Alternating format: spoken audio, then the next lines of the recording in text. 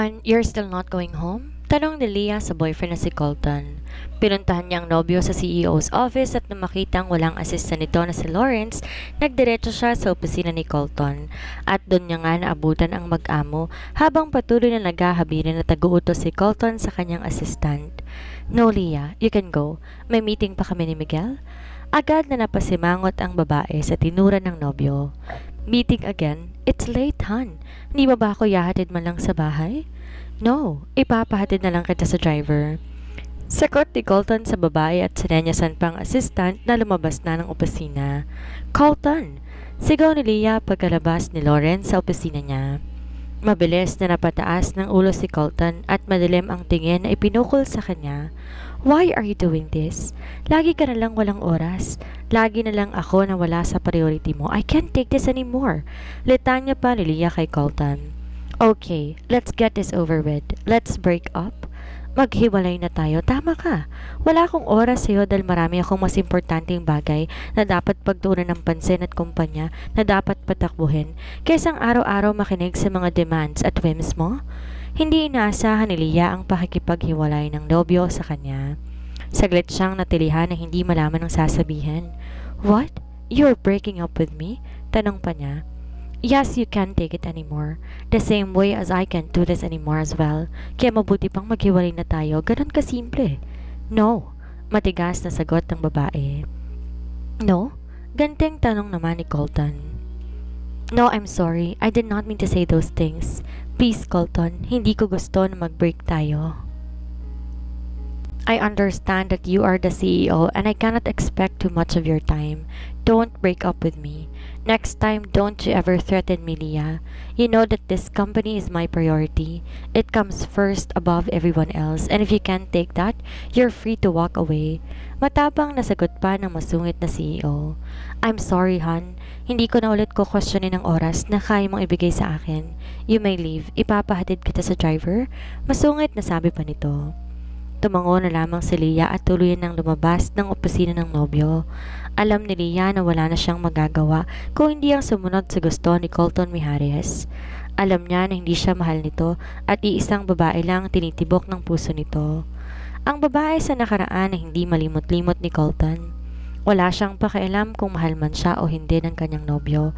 Ang mahalaga sa kanya, siya ang kasintahan nito at sa kanya mapupunta. Lahat ng yaman at kapangyarihan na hawak nito, oras siyain siya nito na magpakasal.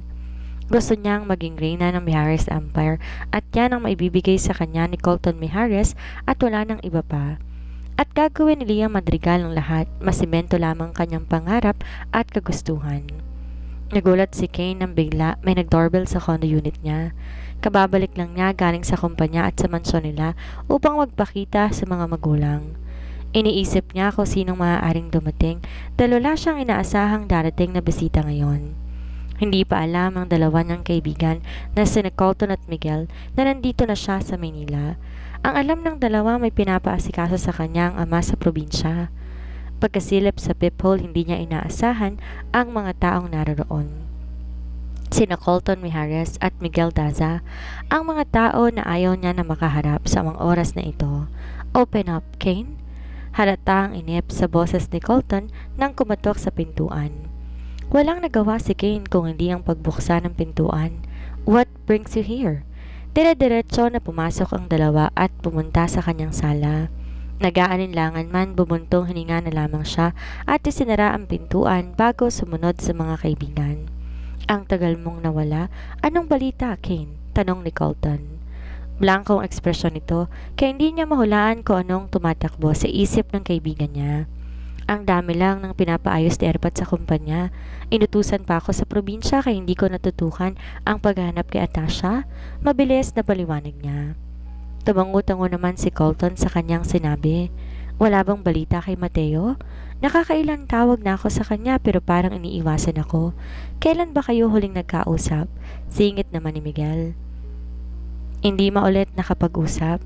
Ang huling balita galing sa kanya ay dead end na naman. Wala pang bagong impormasyon na nakakalap. Ilang investigador na rin ang nakuha ko. Nakuha natin pero wala talaga. Mabilis na sagot niya. Alam ni Kay na hindi siya maaaring paghinalaan ng mga kaibigan, lalo na nga't malapit niya nang makamit ang plano niya na mapabagsak si Colton. Baka kailangan na natin kumuha pa ng dagdag na investigador, Colton? Muling pagbibigay opinyon ni Miguel. Pwede. Tama. Tatawagan ko ang isang kontak ko sa military. Baka sakaling matulungan ako. Noon ko pa dapat yun ginawa para mas mapabilis ang paghahanap kay Atasha. Hindi maaaring kumuha ng panibago na investigador si Colton. Ito ang mabilis na pumasok sa isipan ni Kane. Maaari nitong malaman ang kanyang mga plano pag nagkataon, kaya dapat lang mapigilan ang plano nila. Kung bakit naman kasi nakikisingit pa si Miguel sa mga desisyon. Mahirap hanapin ang ayaw magpahanap, Colton. Maybe it's time we stop looking for her. Mahigit 1 taon na rin na nakakalipas. Kung gusto niya at may balak siyang magpahanap, dapat noon pa natin siya nakita, pero wala. Sa dami ng koneksyon na nagamit natin pare-pareho, hindi pa rin natin siya mahanap. It just means one thing. Colt, stop looking and go on with your life. Nariyan na rin naman si Leah. Why don't you start building your life with her instead? Mahawang paliwanag pa ni Kane sa kaibigan. Tinaas ni Colton ang muka at seryosong tinitigan si Kane. Hindi alam ni Kane ang tumatakbo sa isipan ng kaibigan, pero alam niyang hindi siya maaaring paghinalaan o pagdudahan ito, kaya dapat hindi siya mangilag sa mga titig na ipinupukol nito sa kanya ngayon. Tahimik lahat nang tumayo si Colton sa pagkakaupo at lumakad papalapit kay Kane. Madilim ang matang tumitig ang kaibigan sa kanya bago nagwika. Hindi naman kaya, Kane, mahirap hanapin isang tao na hindi na nawawala? Ano? Tanong ni Kane kay Colton. Mahirap hanapin ang tao na nakita na. Paano mo pa nga ba hahanapin isang tao na alam mo na ang kinaroroonan? Madiin na pagkakasabi pa ni Colton. At alam ni Kane na namumuo na ang galit ng kaibigan niya. Tumayo si Kane sa pagkakaupo. Iba ang nakikita niyang galit sa mukha ni Colton ngayon. Ano ba ang pinagsasasabi mo, Colton? Nakita na si Atasha? Saan? Kunwari naguguluhan at gulat na tanong muli niya. Bigla na lamang kiniwelyohan ni Colton si Kane sa pagtayo nito at pabalyang sinandal sa pader na ikinagulat ni Miguel kung kaya't maging siya napatayo din. You fucking tell me, Kane. Nasaan si Atasha? Sigaw ni Colton habang pilit na inaalis ni Kane ang braso nito na isinalya ni Colton sa leeg niya. Shit, Colton. Ano bang ginagawa mo? Hindi ko alam ang sinasabi mo? Sagot ni Kane habang nagpupumigla sa pagkakaipit sa kanya ni Colton. Asshole, alam ko na. Gago ka? Kala mo talaga hindi ko malalaman? Muli pang diniina ni Colton ang pagkakaipit sa leeg ni Kane. Na makita ni Miguel na nagkakainitan na ang dalawa, sinubukan niyang pumagitna sa dalawa. Colton, stop. Let's talk about this. You fucking stay out of this, Miguel. Hinding-hindi ko mapapalampas kahit kailan ang pagtatraidor mo sa akin. Biglang namutla si Kane sa isinigaw na iyon ni Colton. Hindi makapaniwala si Kane na alam na ng kaibigan ang pagtatraidor niya. Pero kanino niya nalaman? Sino ang nagsabi kay Colton? Si Eulens kaya? I get it, Colton. Pero paano makakapagsalita si Kane kung halos patayin mo na siya? Kumalma ka muna. Nahimasmasan si Colton sa sinabi ni Miguel at nilawagan ang pagkakahawak kay Kane. Agad nakahinga ng maluwag si Kane pero hindi niya inaasahan ang isang malakas sa suntok na dadapos sa panga niya. Suntok na galing kay Colton. Fuck it, Colton, sigaw niya. Kulang pa yan. Kulang pa yan sa ginawa mong panggagago sa akin. Ngayon sabihin mo sa akin, nasa na mag-ina ko? Nanlaki ang mga mata ni Kane sa tinura ni Colton. Alam na nito ang lahat. Alam na niya ang plano at kung sino man na nagteledor sa kanya, malilintikan. Hindi ko alam ang sinasabi mo. Sinikmuraan ni Colton si Kane sa galit niya dahil ayaw pa rin umamin ni Kane kahit nahuli na siya. Colton, stop it. Mapapatay kita, Kane. Mapapatay kita dahil sa kawalang hiyaan mo sa akin. Nang dahil sa isang babae tatraidorin mo ko? Nang dahil kay Leah sisirain mo ang pagkakaibigan natin. Kane, God forgive me kung anong mang magawa ko sa'yo. Muli pa sinipa ni Colton ang nakaupo ng si Kane. Wala siyang pakialam kung mapapatay niyang kaibigan dahil sa ngayon ang tingin ni Colton kay Kane ay isang makamandag na kaaway. Colton, stop! Muling sigaw ni Miguel. Ngunit nabulag na si Colton ng galit na nararamdaman para kay Kane at patuloy ang pananakit niya sa kaibigan. Hinila siya ni Miguel upang mailayo kay Kane na nakasalampak na at duguan ang mukha. Damn it, Kane. Umamin ka na dahil alam na namin ni Colton ang katotohanan. Aminin mo na kung nasa ng mag-ina. Baling ni Miguel kay Kane habang tinutulungan siya na makatayo. Inupo pa siya ni Miguel sa sofa. Hindi ko alam. Loko ka? Muli, sigaw ni Colton. Agad namang humarang si Miguel para hindi na masaktan pa ni Colton si Kane. Totoo ba na may anak si Colton at Atasha? Muling tanong ni Miguel sa kanya. Alam ni Kane na nasupil na siya at wala na siyang kawala. Alam niya na anumang pagtanggi ang gawin niya, pasusundo na siya ni Colton at malalaman nito na nasa kanyang isang anak. Di man sigurado kung paano niya lulusutan ang gulong ito, tumango si Kane bilang kasagutan kay Miguel. What the? Mahina ang mura ni Colton nang makita ang pagtango ni Kane. Nasaan ang mag-ina ko, Loyola? Nasaan? Hindi ko alam kung nasan si Atasha.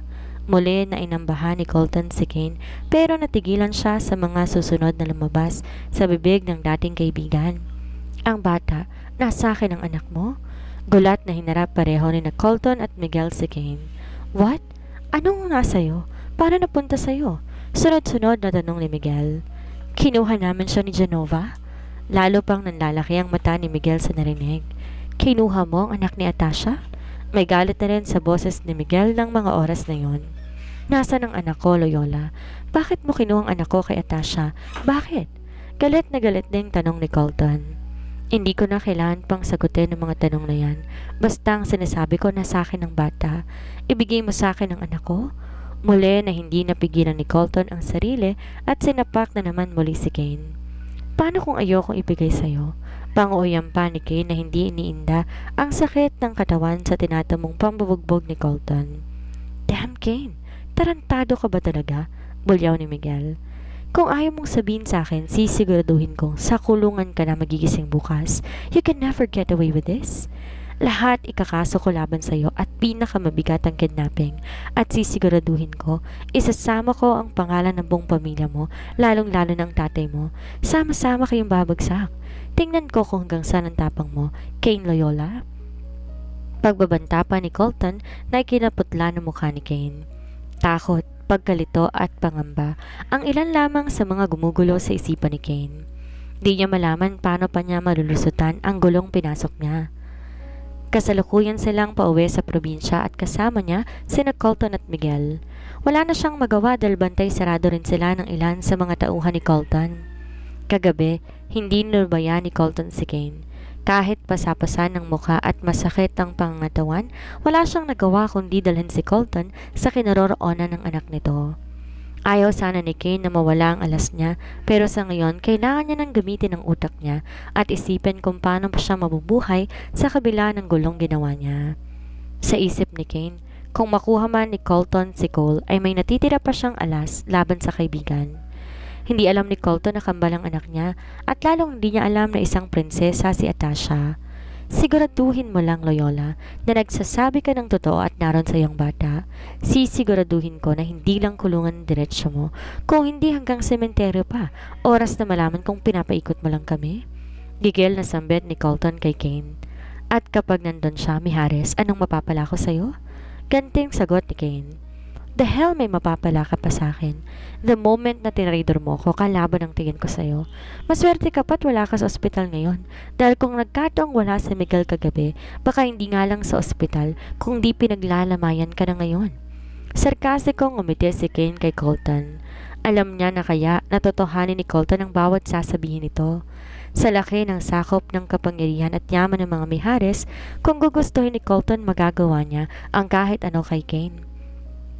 I still suggest that you do an DNA test, Colt. Singit naman ni Miguel. No offense, Kane, pero sa mga nangyayari ngayon, ang hirap na basta na lang paniwalaan ang mga sinasabi mo.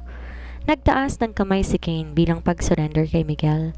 Whatever floats your boat, Miguel. Usal pa ni Kane, tsaka samandal at pinikit na lamang ang mga mata. Kinakabahan si Colton. Hindi niya mawari ang kanyang nararamdaman sa totohanan na makikita niya na ang anak niya. Di maintindihan ng binata ang halo-halong emosyon sa puso niya. Hindi pa man siya sigurado sa daratnan sa probinsya ni Kane ay umaasa siya na anak niya nga talaga ang naroon.